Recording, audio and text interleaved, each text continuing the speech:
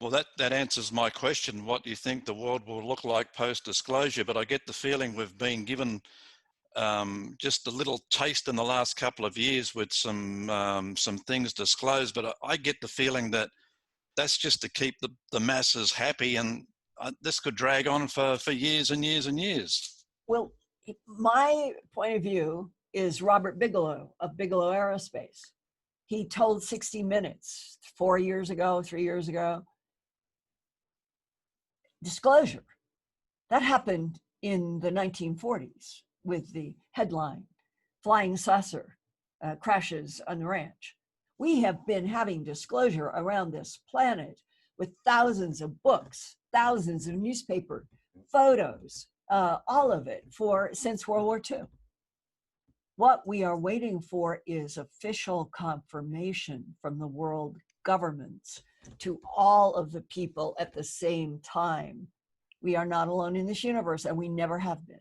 And now we're going to have to change a lot of history books. We're going to have to change a lot of things, but it would be better now for all of you to get up to speed on what the truth is about our past, our present, and our future than to continue going into the rest of the 21st century, perpetuating the lies that an increasingly large number of people on this planet in military and in science and the power brokers know. When they become the biggest island on earth, those that know, then what does happen to those that have been kept in ignorance? That is the part that I do not think is fair. I feel a tremendous empathy with my fellow humans. I think that this is exactly the time when all of the truth should be told, the good, the bad, and the neutral, and go into the 21st century with everybody on earth finding a reason for why it is important to study, for the world to be given more education, so that we can take people who have good brains in an island in the Philippines who do not have a chance to be working in computers or medicine unless somebody takes them. And that if that started, if we started making this whole planet come up to speed, sorry, we didn't tell you everything before, but we didn't think that you could handle it. Now we have allies and we know that we're okay, and we're going to bring the planet up to the 22nd century with all of you. And that there will be more room, because what does all this imply? That there are other planets. People in the abduction syndrome say that they've been to other planets where, what do they see? Pyramids. Pyramids in entire city structures made out of pyramids. It could be, if we could get past self-destruction of our own wars, get past lies to keep us in an ignorance that goes back 12, 20,000 years in relationship to the universe. If we were told the truth, if we were able to show what are on the surface of other planets that match exactly what Egypt was, what Sumeria was, and that there is a link, geophysical link, there is a blood link, that we didn't just spring on this planet 2 million years ago as Homo erectus and evolve. That's exactly what that briefing paper for the President of the United States at Kirtland Air Force Base here in Albuquerque, it said to me in April 9th, 1983, when I was working on an hour special for Home Box Office. Extraterrestrial biological entities manipulated DNA and already evolving primates to create Homo sapien, and the Latin was used.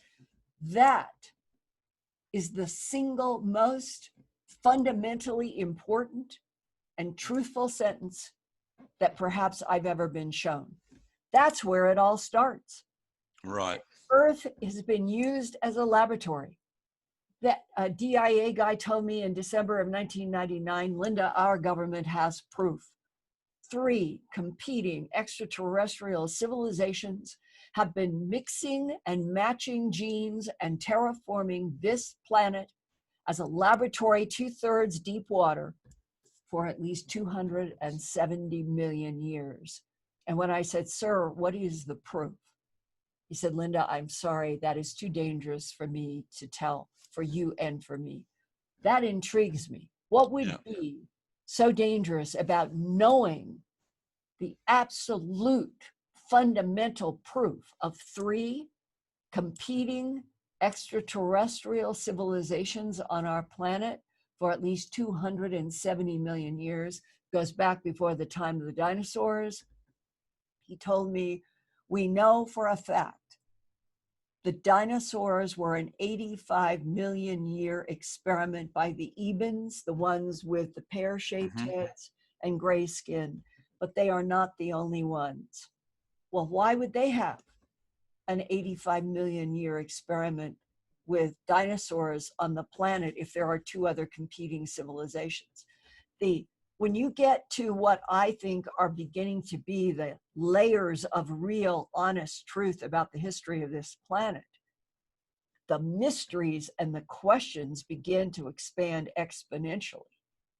If Homo sapien, and now Homo sapien sapien, that's you, me, and the current model of a humanoid on Earth,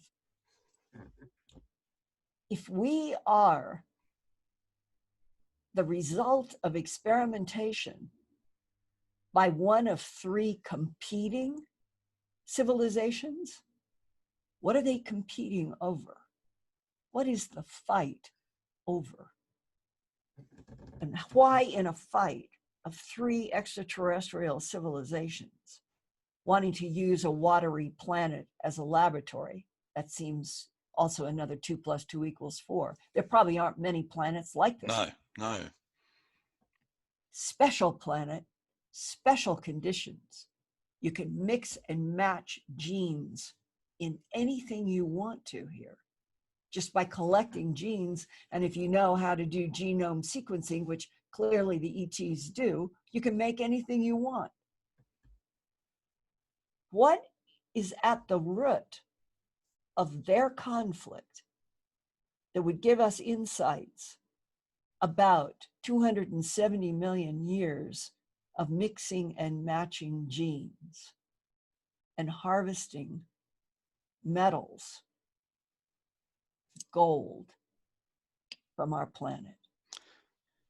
It's fascinating to think what that could be. I don't have the answer.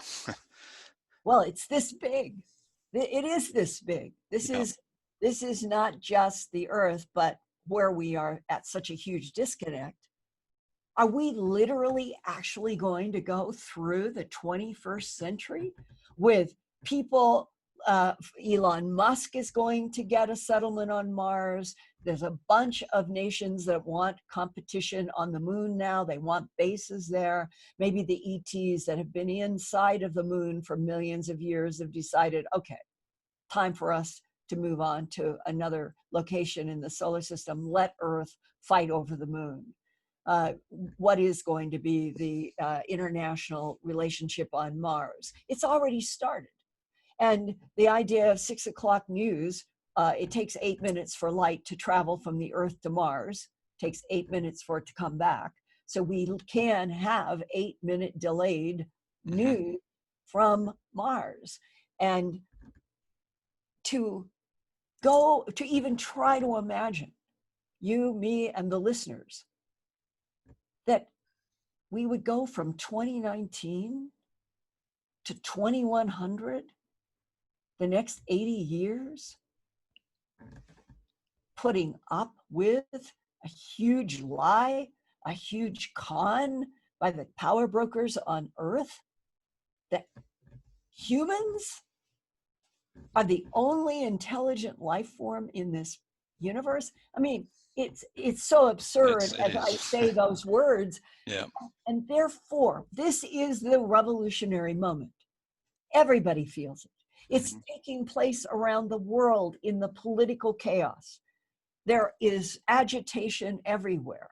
And to me, I read the agitation is that there is something in the millennial generation, those that are up to their 30s. They are not putting up with a lot. No. They are willing to go out into the streets in Hong Kong and be hurt badly because they see and feel the unfairness of totalitarian rule.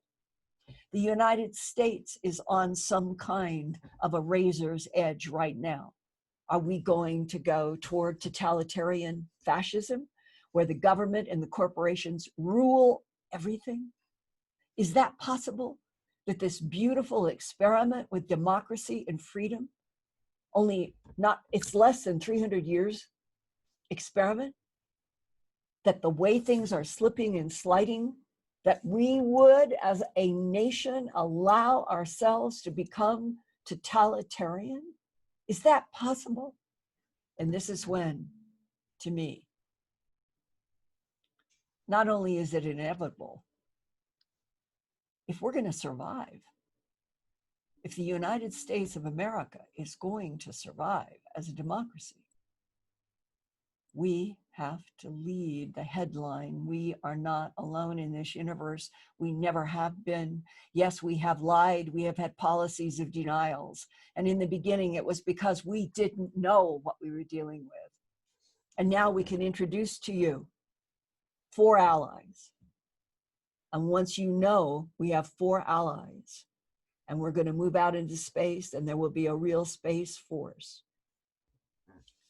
you on Earth, you will be protected.